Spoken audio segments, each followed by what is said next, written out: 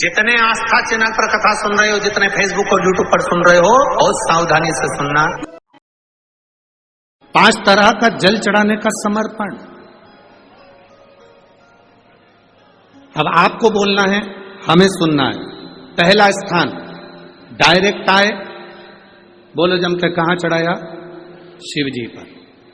दूसरे नंबर का जम के बोलते जाओ, दक्षिण में बैठकर उत्तर की ओर मुख कर कर शिवलिंग पर समर्पित करना। तीसरा अशोक सुंदरी से शिवलिंग तक। चौथा 5 स्थान गणेश, कार्तिकेय, अशोक सुंदरी, जलाधारी और शिव, मतलब पार्वती और शिव, इनको समर्पित। और 5वें नंबर का स्थान जम के बोलो, ऊपर जो जलाधारी है उससे शंकर भगवान के शिवलिंग तक।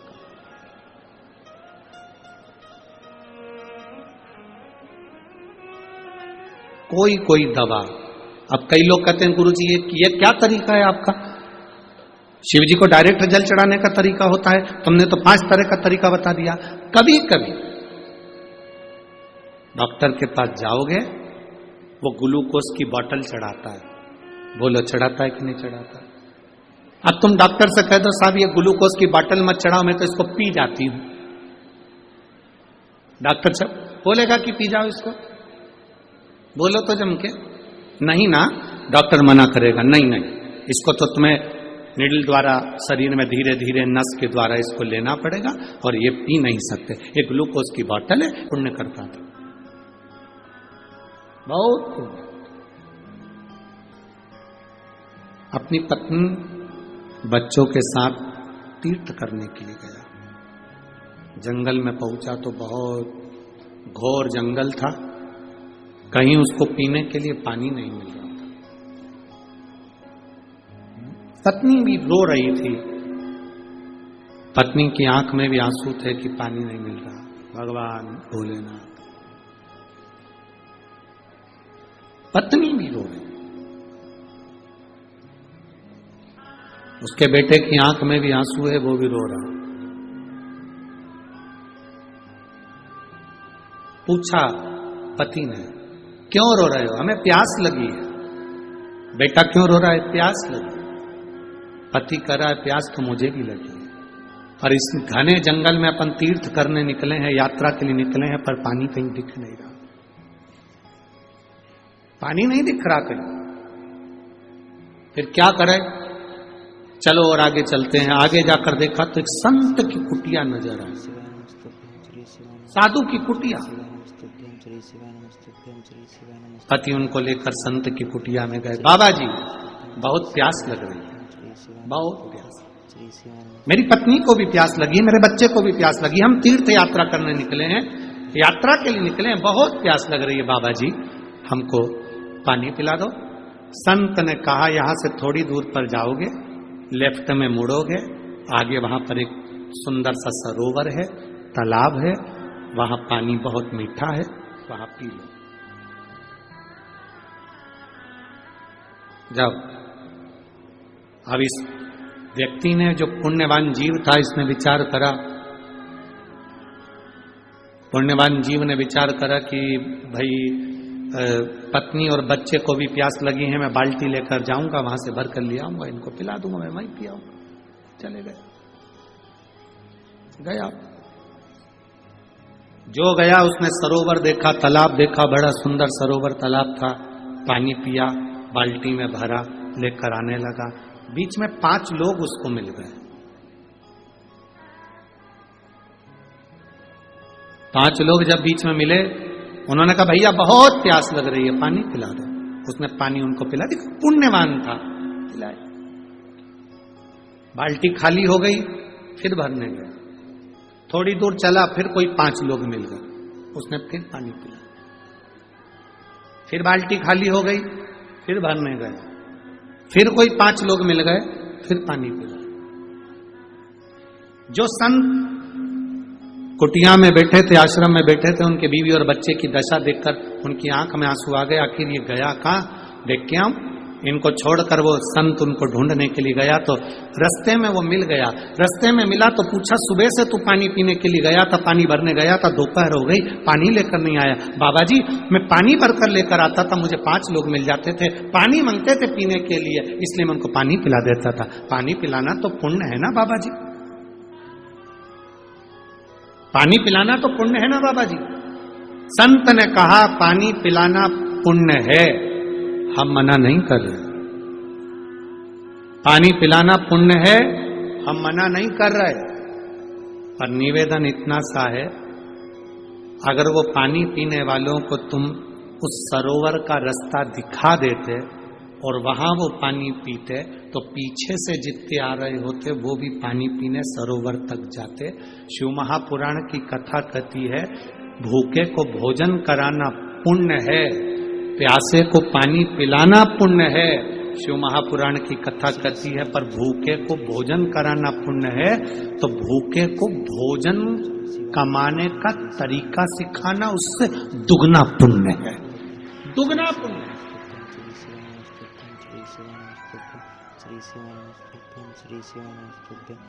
भिखारी को भिक्षा दो, मना नहीं है, हम मना नहीं करेंगे, क्योंकि कल से भिखारी आंदोलन पर बैठ जाएंगे हमारे नाम पे। आप भिखारी को भिक्षा दो, हम मना नहीं करेंगे, भिखारी को भीख दो, हम मना नहीं करेंगे, पर भिखारी भीख ही ना मांगे उसके लिए एक पहल करो कि कहीं उससे कहो, कब तक भीख मांगेगा, कब तक मांगेगा, चल मैं तुझे किसी दुकान पर काम पे लगा देता हूं, 200-500 1000 रुपए मिलेंगे तो तेरी भी जिंदगी चलेगी और तेरी शान सत्ता बढ़ेगी, तो भिखारी नहीं कर जाएगा। और दुनिया में ऐसे कई लोग ऐसे हैं जो भिखारी की भिखारी रहना पसंद करते हैं, तो बढ़ना ही नहीं। भूखे को भोजन कराना पुण्य है, पर भूखे व्यक्ति को कब तक भोजन कराओगे, उसको कमाने का तरीका सिखाओ कि हम रोटी कैसे कमा सकते हैं, हम रोटी कैसे ला सकते हैं, हम अपना घर कैसे चला सकते हैं।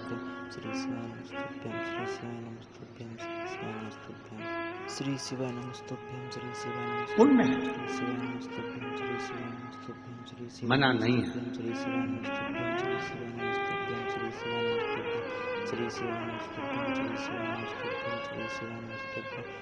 आज का व्यक्ति इतना विचित्र हो गया है, उसको सेवा नहीं करना है, उसको काम नहीं करना, बस कहीं से उसको कुछ मिल जाए, धन लाया, गलत जगह पर लगाया, जुए में, मदिरा पान में, वेश्यावृत्ति में, मांसाहार में, और धन नाश कर कर फिर मांगने पहुंच गए। हमने पहले भी कथा में कहा, आज भटिंडा की कथा में फिर कह रहा हूं, गाय गौमाता, बेटी घर की अपनी कन्या बेटी, और लक्ष्मी पैसा, सोच समझ कर देना कि तुम कहां दे रहे हो। गौ माता को सोच समझ कर देना, किसी ऐसे के हाथ में गौ माता का दान मत दे देना कि उसने थोड़े दिन रखा, दूध दिया जब तक रखा, और बाद में मालूम पड़े वो कसाई की कटने चली गई। अपनी बेटी का कन्यादान ऐसे के हाथ में मत कर देना। बहुत बड़ा पेट्रोल पंप देख लिया, गाड़ी देख ली, बंगला देख लिया, और मालूम पड़े बेटी को कोई इज्जत ना मिले, बेटी को सम्मान ना मिले, मीठे बोल ना मिले, आदर ना मिले, सम्मान ना मिले, और बेटी रोती है तो फिर माँ बाप को रोना पड़ता है। गाय का दान करने से पहले 50 बार विचार करो, क्या इसके घर में गाय बांधने की जगह है, तो गौ दान करो। बेटी दान करने से पहले, कन्या दान करने से पहले विचार करो, क्या लड़का अच्छा है, मेरी बेटी का आदर करेगा, सम्मान करेगा, सत्कार करेगा। ज्यादा गाड़ी बंगला जायदाद नहीं देखना, हमें यह देखना है कि मेरी बेटी का आदर करेगा कि नहीं करेगा, मेरी बेटी को सत्कार देगा कि नहीं देगा, मेरी बेटी का सम्मान करेगा कि नहीं करेगा, मेरी बेटी को आदर वचन बोलेगा कि नहीं बोलेगा।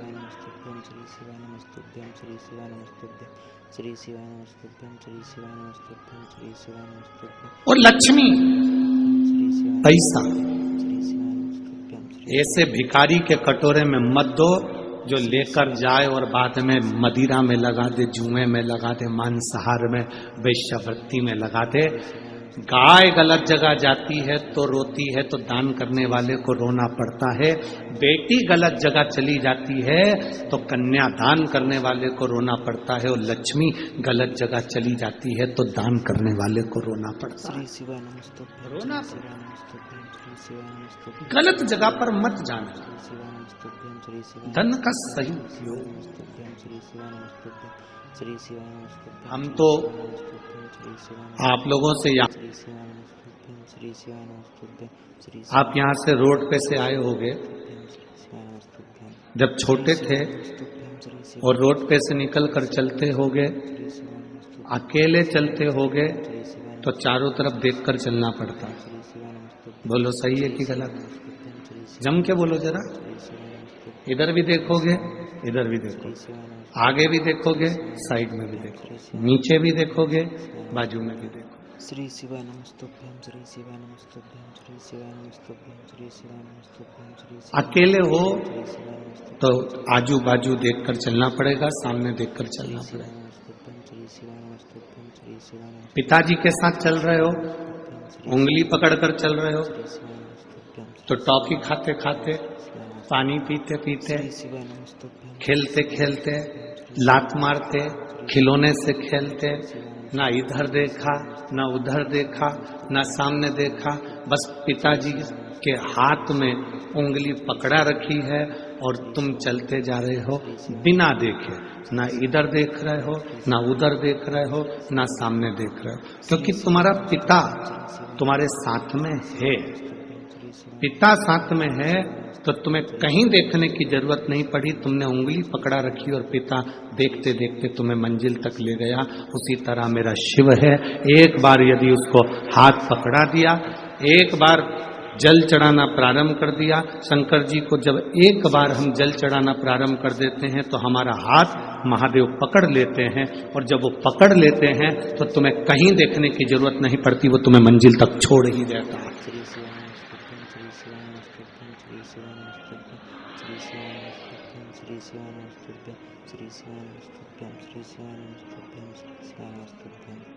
जब तक शिव का हाथ मेरे सिर पर है तब तक मेरा गुरूर,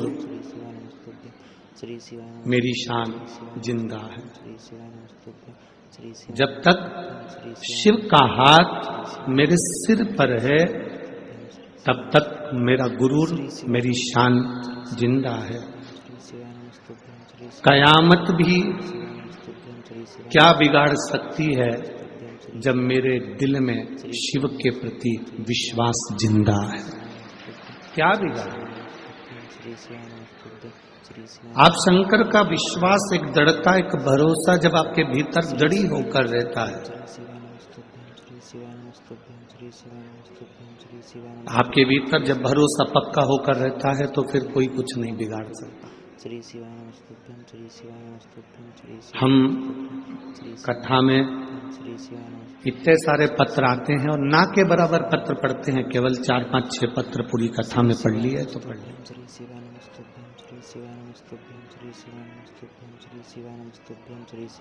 पढ़ना नहीं होता हमारा, इतना पत्र हम नहीं पढ़ पाते।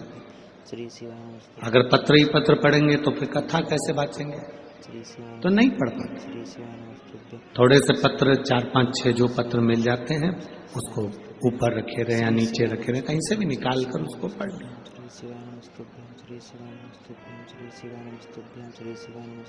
पर हमारा भरोसा कहता है इन पत्रों में आपका विश्वास इतना पक्का हो गया है कि शंकर को जल चढ़ाते चढ़ाते आपकी विश्वास, आपकी दृढ़ता, आपकी श्रद्धा इतनी पक्की हो गई कि भोलेनाथ को तुम्हारा कार्य करने के लिए आना ही पड़ता है और कार्य कर कर जाना ही पड़ता है। ये भरोसा है। बोल बम का नारा है, सारी समस्या का हल, उसको आना पड़ता है।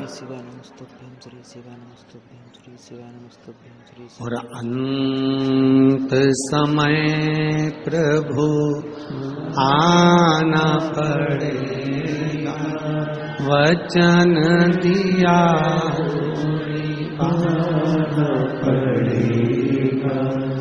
आए ना आए प्रभु कुटुंब कबीरा, अंत समय प्रभु आना पड़ेगा, वचन दिया तो निभाना पड़ेगा, अंत समय प्रभु आना पड़ेगा।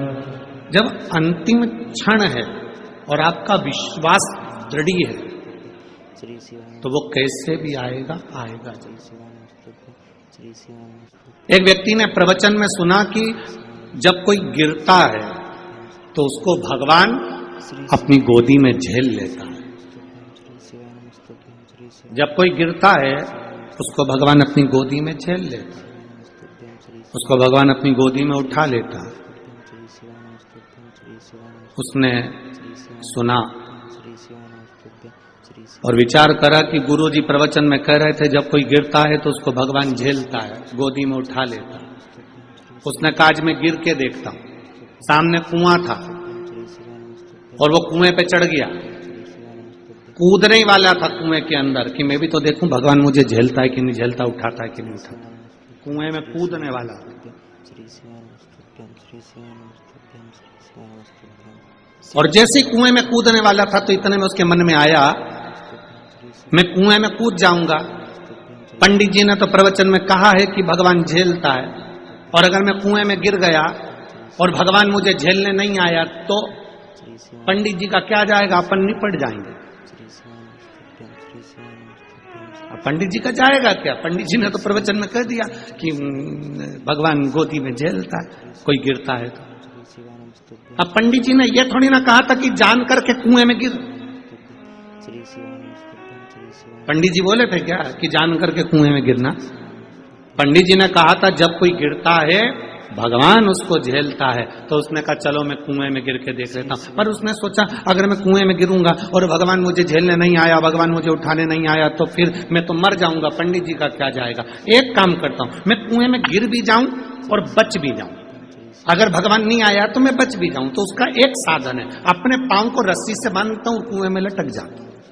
श्री शिवानस्तुभ्यं श्री शिवानस्तुभ्यं अब पांव को उसने रस्सी में बांधा, श्री शिवानस्तुभ्यं कुएं ने पेड़ से रस्सी को बांधा और कुएं में गिर गया। श्री शिवानस्तुभ्यं भगवान उसको झेलने के लिए नहीं आया, श्री शिवानस्तुभ्यं भोलेनाथ उसको लेने के लिए नहीं आया, शिवानस्तुभ्यं श्री शिवानस्तुभ्यं परमात्मा उसको लेने नहीं आया, श्री शिवानस्तुभ्यं परमात्मा उसको लेने के लिए नहीं आया। शिवानस्तुभ्यं अब श्री शिवानस्तुभ्यं 5 दिन निकल गए, वो उल्टा की उल्टा ही लटका। श्री शिवानस्तुभ्यं श्री शिवानस्तुभ्यं वहीं से एक व्यक्ति निकल कर जा रहा था, उसने देखा कोई बेचारा कुएं में लटका हुआ है, उसको निकाल दूं, तो निकालने लगा। उसने कहा नहीं नहीं नहीं, मुझको मत निकालना, मैंने प्रवचन में सुना है, पंडित जी कह रहे थे जब कोई गिरता है तो भगवान उसको गोदी में झेलता है।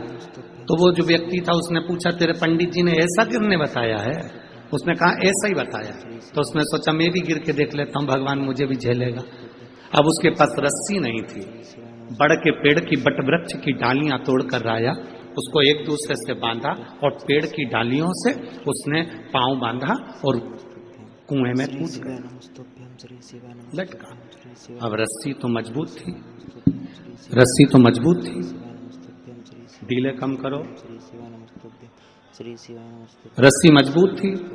तो वो पहले वाला जो रस्सी से बंधा हुआ था वो तो उसमें नहीं गिरा, पर जिसके पेड़ की डालियां बंधी हुई थी, पेड़ की डालियों से बंधा हुआ था, डालियां टूटने लगी और वो व्यक्ति नीचे गिरने लगा।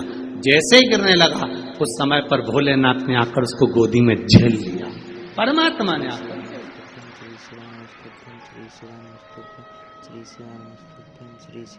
अब परमात्मा ने उसको गोदी में आकर झेला। जो पहले का लटक रहा था उसने कहा भोलेनाथ मैं 5 दिन पहले का लटक रहा हूं, पहले मुझे झेलो। शंकर जी बोले तुझे तो दुनिया में कोई नहीं झेल सकता, तूने गुरु के वचन पर विश्वास नहीं करा और इस व्यक्ति ने तेरे वचन पर विश्वास कर कर कूद गया।